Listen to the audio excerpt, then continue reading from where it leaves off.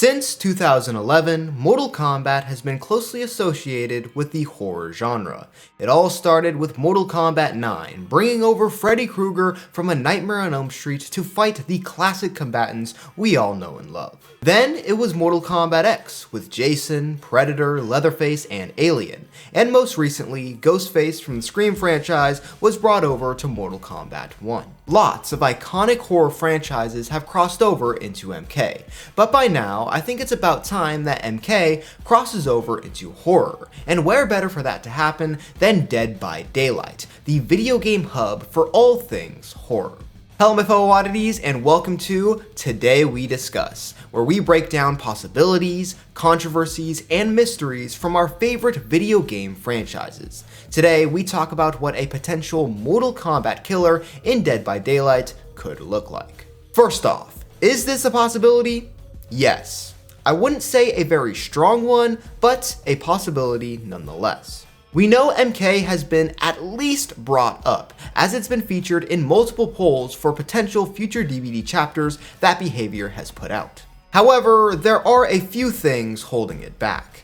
Firstly, hype. You don't hear a lot of people clamoring for MK in Dead by Daylight, and while people would certainly be excited if it was announced, not many are actively asking for it. Secondly, MK's relation to the horror genre is questionable, to the point where many may feel it won't fit DBD's aesthetic. I do feel like this argument is fairly weak though, considering DBD features characters such as Geralt, Lara Croft, and Vecna, whose original franchises I wouldn't consider horror either. Plus, we've had multiple characters who are in DBD cross over into MK, so it's not like it's something we've never seen before.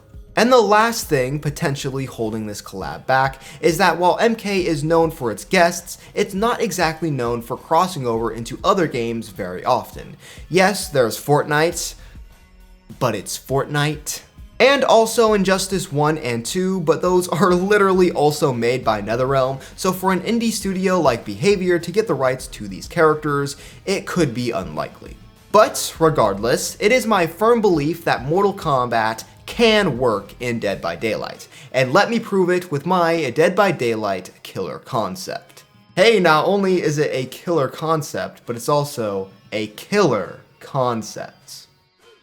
Get out! Firstly, who should be the killer? That's obviously the most important thing, and there are two major qualities this killer would need to have. 1, they have to be able to be portrayed as a horror character. 2, they have to have a big name. You can't really have one without the other. Johnny Cage is super iconic. However, he can't really be portrayed in a scary way unless you twist him into something totally unrecognizable.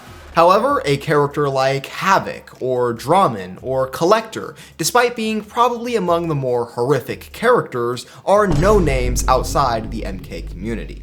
So here are my 3 candidates that hit both qualities the very best. Goro, iconic for being the first and best sub-boss in the franchise's history, and has always been known for being fairly terrifying. Noob Saibot, he's going to be a major part of the upcoming MK2 movie, so that's some extra popular points. His design and voice are scary, and he could have a really unique and interesting power. Scorpion, the poster boy of the franchise, and he's a hellish, undead specter with lots of rage and a thirst for revenge. Seems pretty horrific to me. And out of these options, I personally think Scorpion works the very best. Though if you want to see me cover the other two, subscribing and giving this video a like is a great way to let me know. But let's dive right into my pitch for the Scorpion in Dead by Daylight. DBD requires that all killers' names start with the. I'm not really sure why though. So, firstly, which design should Scorpion have? In Mortal Kombat, the main focus of the character's looks are usually to be badass, and while you can still have a Scorpion with aura, it's not the main focus in DBD. It doesn't have to necessarily be scary, but it should be dark, imposing, and intimidating. And to be honest, I don't think any of the designs from the released Mortal Kombat games tick that box for me. MK9 is probably the closest thing, but still that doesn't feel quite dark enough. And I'd like a design that really leans into the dark, ghoulish, and rageful ninja. So I'm going for a design that was not in any game. Well, at least not one that was ever released. Before the original Mortal Kombat reboot, better known as MK9, was what it was, we got very stylized and, for lack of a better term, edgy concept art for what the next Mortal Kombat game would be. And for the most part, in my opinion, they're not great. But out of these, Scorpion has always been by far my favorite, and I think it's the perfect design for him in Dead by Daylight. Rugged, torn with the almost completely gray skin, but still colorful with a popping yellow that contrasts the rest of the design, plus the chains around the belt area and the MK9-like Scorpion gauntlets. It's honestly a shame this design never got adapted into the games, and maybe it is just a bit too edgy, but it works perfectly for Dead by Daylight. And if you don't like this, you already know a crossover between DBD and MK is gonna have a lot of costumes. Some must-haves are definitely a classic outfit, his Inferno design with the flaming skull, and I think they should throw in his movie design as well. And as a legendary skin, we could get Hanzo Asashi with new voice lines. Onto his lore, and DBD always makes sure to take these licensed characters from a specific point in the franchise's history, and I say we take the Scorpion from Deadly Alliance, where he's arguably at his most rageful and hellbent on revenge against Quan Chi. Instead of becoming the champion of the Elder Gods when hurled into that Solnado, now he's consumed by the fog and brought into the entity's realm. And to explain why Scorpion would be motivated to kill off all these survivors, you could do something similar to Deathslinger, where Scorpion sees the survivors as Quan Chi or something close to that. But let's stop wasting time and get to what you guys are all here for, the main draw to every killer. Let's break down Scorpion's power. Dead by Daylight, especially recently, has done an amazing job adapting licensed characters and giving them powers that feel unique, immersive, and feel authentic to not only the character, but to the franchise they originated from as a whole. So that's what I'll try to do here. And disclaimer, I am not a DBD competitive player or gameplay expert. I don't even know most of the recent perks and killers that have been released. So Scorpion's power, perks, and add-ons, I'm fully aware may not be entirely balanced or compatible with the game's current state. This is all just for fun and a starting off point for what could become a fully fleshed out killer. Scorpion has the typical DBD killer stats. 4.6 meters per second, average height, and a 32 meter terror radius, and his weapon is a katana. I know both Oni and Spirit also use katanas, but there are literally 2 hillbilly chainsaw murderers I think will survive with 3 killers using a katana. His power is called Spectral Flames, and here's its description. Press and hold the power button to charge Spectral Flames. While charging, the Scorpion moves slightly slower. This is Scorpion's power meter, which will constantly increase at a steady rate when not in use. Once it's at 100%, you can charge it, making Scorpion summon Hellfire around his body. And from here, you have 2 options, depending on where you aim the camera. Special Attack, Kunai. Aim up while charging Spectral Flames and press the active ability button to hurl a chained kunai. If the kunai connects with a survivor, it will embed in them and pull them towards the Scorpion. If the survivor collides with the Scorpion during the pull, he will strike with his katana, damaging them. This works just like the typical spear attack, and it's Scorpion's main offensive weapon. It'll be most effective out in the open, potentially at the start of a chase before the survivor has gotten to any tiles, or between them when a survivor has used up all their resources.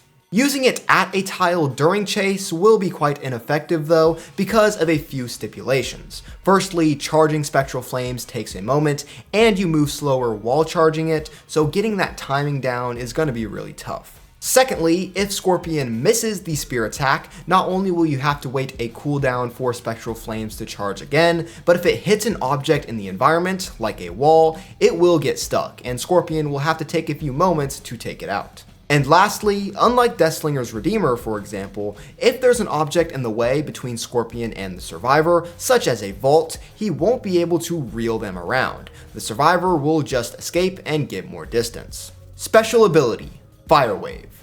Aim at the ground while charging spectral flames and press the active ability button to unleash a wave of spectral fire in the targeted direction.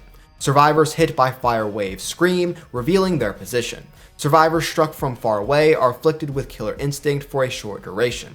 After striking a distant survivor with fire wave, the Scorpion can teleport to the nearest gong to their location. This is Scorpion's detection and mobility tool. Pretty self-explanatory. If you get hit by the fire wave, you're revealed by killer instinct, and then it works like Pinhead, Rip, and the box, and Scorpion will teleport to the nearest gong, which I will explain in just a moment. But I do want to clarify that the cooldown for spectral flames is universal, so if you use fire wave and then teleport, you can't then just immediately use the spear. You'll have to pick and choose, depending on the context, what you want to use per situation. And now for the last element of Scorpion's power, the gongs. Special interaction, gongs. At the start of the trial, several gongs spawn across the map.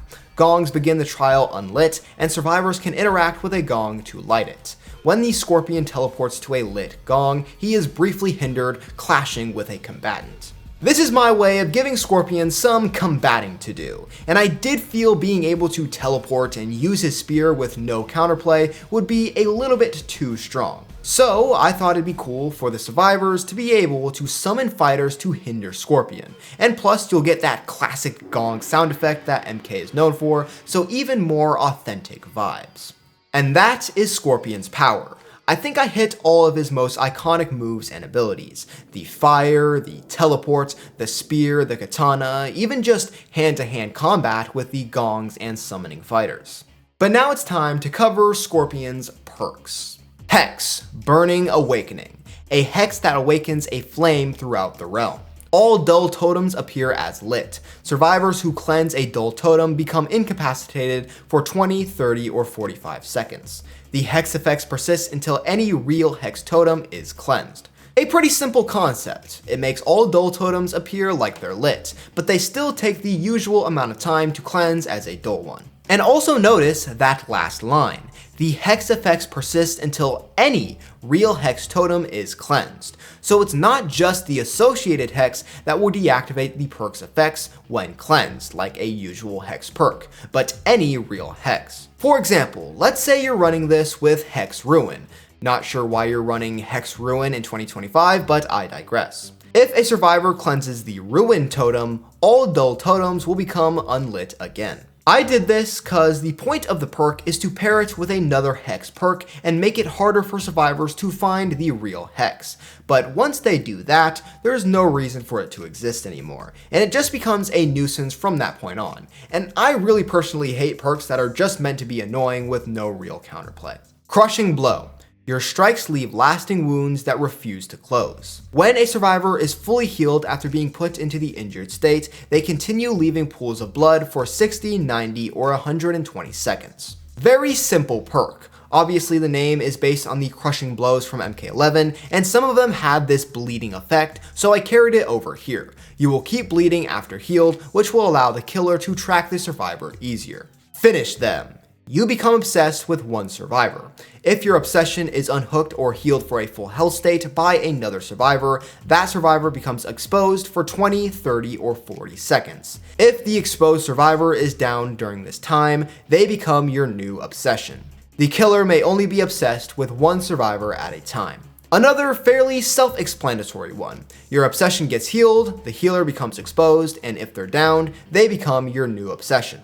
I wanted Scorpion to have an obsession-related perk, cause you know, the whole desperate for revenge thing. But it's hard to make obsession perks that don't border on being tunneling, so that's something I had to navigate. Basically, I made it so Scorpion kinda rages at people who help his obsession, and they become targets for him as well. And now for Scorpion's add-ons. I'm gonna kinda speed run through this because it would take all day to break down each one individually in depth. Common add-ons. Rusty Coin. Increases Spectral Flame's gain rate by 10%. Gold Scorpion Claw. Reduces recovery time after hitting inanimate object with kunai by 0.5 seconds. Ripped Blue Cloth. Increases kunai range by 0.5 meters. Netherrealm Cookbook. Survivors in the injured state that are pulled in by the kunai will be put into deep wound instead of the dying state. You might be thinking, isn't this one a nerf? And you would be correct, but each Dead by Daylight killer has at least one meme add-on that'll give you extra blood points but will hinder your power in some way, so that's what this is for Scorpion, and no.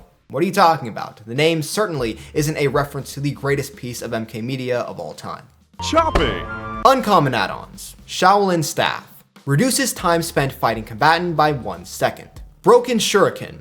Increases kunai range by 1 meter. Gold Scorpion Tail. Reduces recovery time after hitting an inanimate object with kunai by 1 second. Oni Blood. Increases fire wave width by 1 meter. Ripped Map Piece. Increases killer instinct duration by fire wave by 0.5 seconds. Rare add-ons. Katana Shard. Survivors hit with kunai will suffer from the exhaustion status effect for 3 seconds. Melted Blue Mask. Increases kunai range by 1.5 meters. Oni Heart. Increases fire wave width by 1.5 meters.